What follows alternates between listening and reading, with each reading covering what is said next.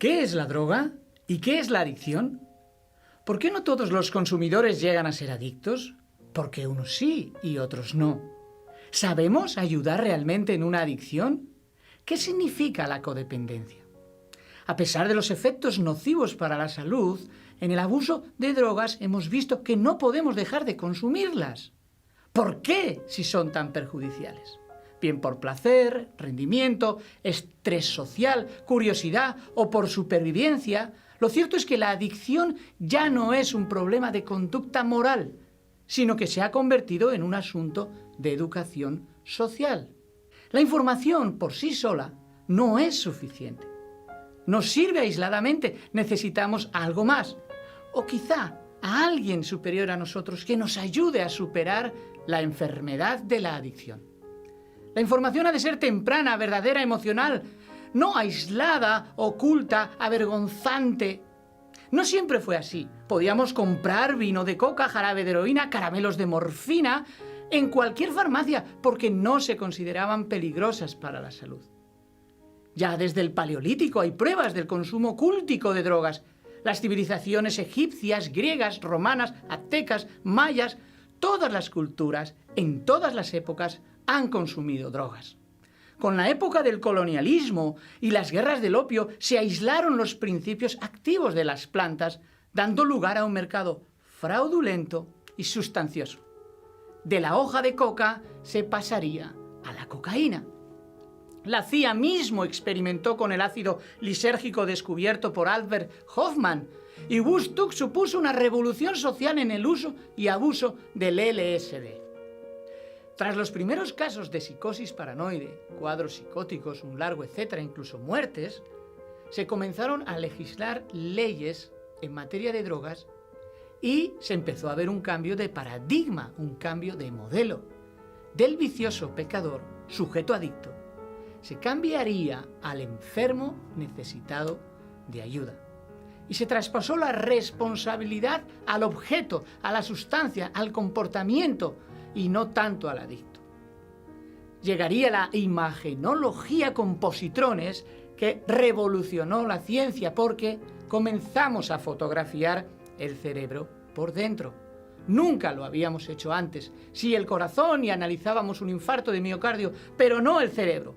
Si había problemas en el consumo de drogas, era el sujeto que era un irresponsable, un vicioso, no sabía drogarse, no sabía utilizar las drogas. Pero con la imagenología descubrimos cómo había zonas afectadas dentro del sistema límbico. Y la fuerza de voluntad realmente no serviría en una lucha contra la adicción, puesto que había habido cambios fisiológicos en el cerebro. Así pues, todo esto hizo ver a la enfermedad de la adicción con un nuevo y claro propósito de ayuda, en un lenguaje que empezaría a cambiar todos los anuncios publicitarios, todo el tipo de ayuda, todo lo que se había hecho hasta entonces. Nos preguntamos, ¿se puede superar una adicción? ¿Cómo? ¿Debemos esperar a que toque fondo el adicto? ¿Qué significa tocar fondo?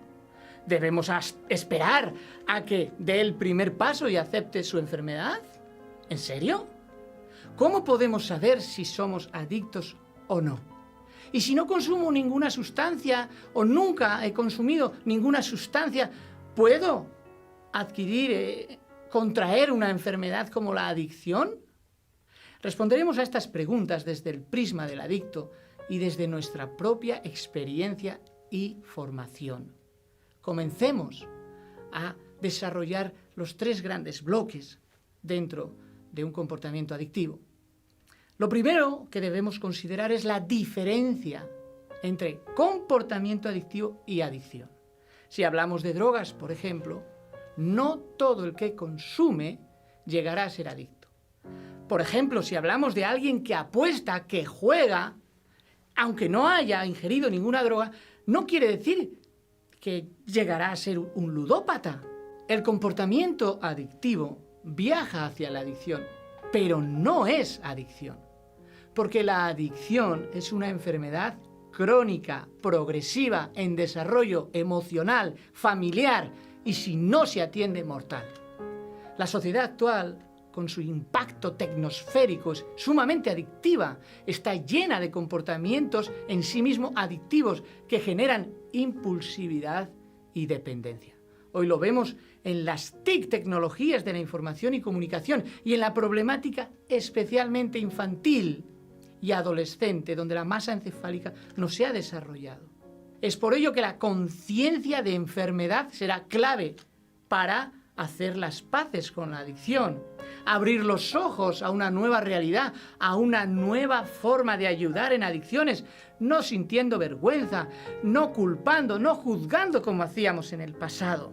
También las paradojas de la adicción son muy relevantes. Sumar, resta, multiplicar, divide. Esto significaba felicidad, ahora es una ruina.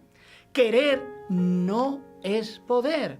La fuerza de voluntad debe ser encaminada, encauzada, orientada, dirigida en otra dirección.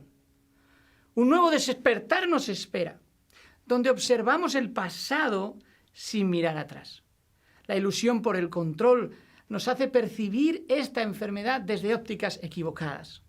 ¿Quiero realmente superar mi adicción o solamente quiero eliminar los elementos negativos de una adicción? ¿O lo quiero hacer porque realmente no me siento bien y enfermo? Solo no lo conseguirás.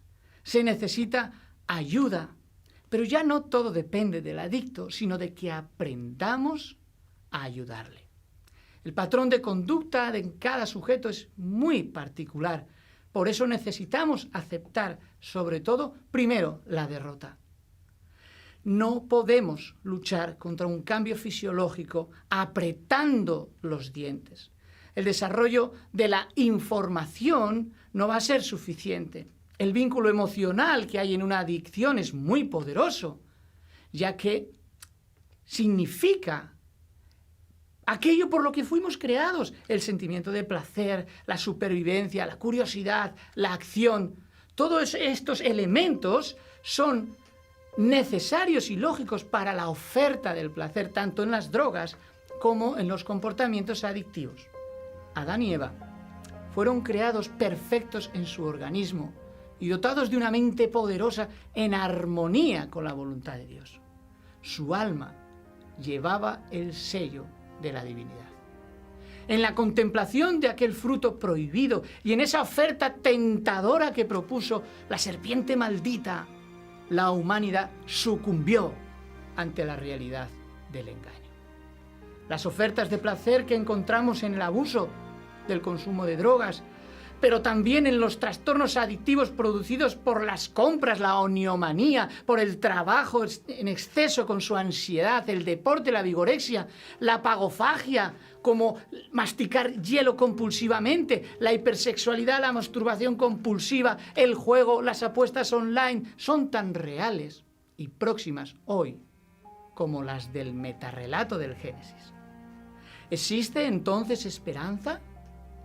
Un adicto es un ser caído, como cada uno de nosotros, que ha enfermado sin saberlo, sin ni siquiera quererlo, que contempló aquel fruto prohibido, que perdió el control de su vida, de su entorno, y que ahora los mensajes de culpabilidad no va a necesitar, sino que se enfrenta a la verdadera solución de este drama, que es la conversión, la transformación del corazón caído completamente.